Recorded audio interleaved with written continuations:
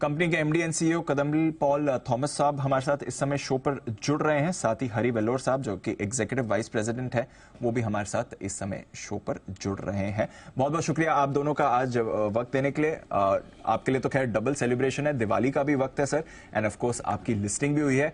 बढ़िया response issue को मिला था और उसके बाद बढ़िया रिस्पॉन्स आज लिस्टिंग डे पर भी आपको मिला है, तो बहुत बहुत बधाई इन दोनों चीजों के लिए सर। थॉमस सर, आपसे करना चाहूंगा शुरुआत। अब थोड़ी लिस्टिंग भी हो गई है, थोड़ी जो प्री आईपीओ रिस्ट्रिक्शंस होती हैं वो अब अप्लाई नहीं करती हैं। थोड़ा आगे का आउटलुक दें, नए निवेशक भी काफी सारे जुड़े हैं कंपनी के साथ। आगे का ग्रोथ आउटलुक कैसा दिख रहा है? क्या कुछ इंटरनल टारगेट्स आपने सेट किए हैं? आगे आपके इन्वेस्टर्स को क्या एक्सपेक्ट करना चाहिए बैंक से?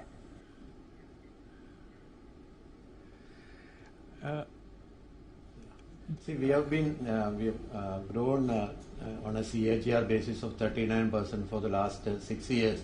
So, yes, definitely the base has increased. So, we are expecting a 25 to 30% growth will continue on the business side.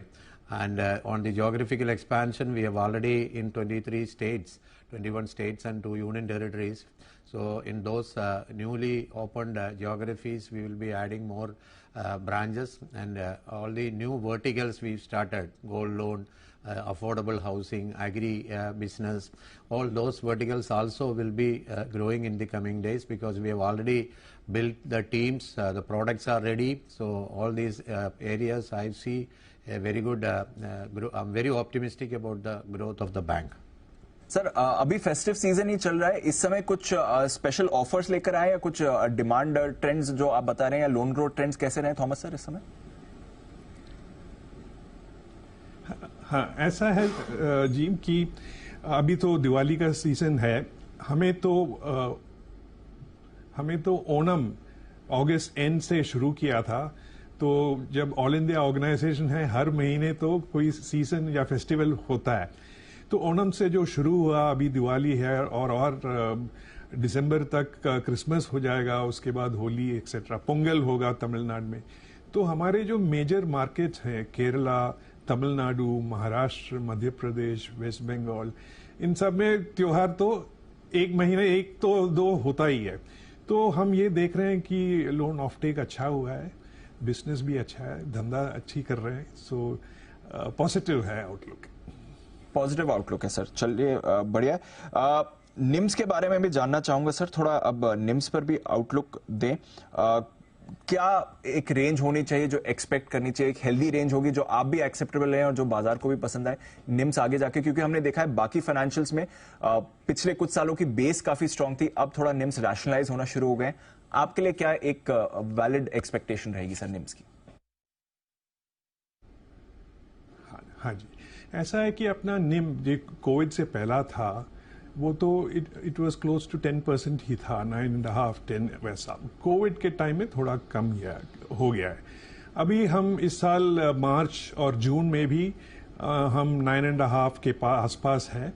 तो गोइंग फॉरवर्ड हम ये कह रहे हैं कि निम तो वैसा ही रहना चाहिए। अपना आउटलुक पॉजिटिव है, 9.5 10 तो होगा ही।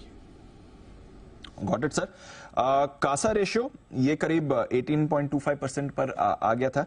यहां आगे से इंप्रूव करने के लिए कोई स्टेप्स लेगा बैंक? और दूसरा, आपकी क्रेडिट कॉस्ट आगे कैसा आउटलुक यहां पर आ रहा है, किस तरह से इसे भी मैनेज करेंगे, जरा ये भी बताएं सर। अच्छा, तो पहले मैं क्रेडिट कॉस्ट के बारे में कहना चाहूंगा। कोविड के बाद आप देखा होगा कि अपना क्रेडिट कॉस्ट कम होते आ रहे हैं। तो इस इंडस्ट्री में हम ये क्या है, अपना आउटलुक ये है कि 1.5% या कुछ क्रेडिट कॉस्ट तो रहना चाहिए, अराउंड दैट फिगर। ओके, और कासा रेशियो पे सर? और आपने कासा रेशियो के बाद में भी, हाँ, कासा रेशियो के बाद में हमने पूछा था। तो बात यह है कि एक 18 मंथ्स पहले हम अपना कासा रेशियो 23 पॉइंट समथिंग हो गया था।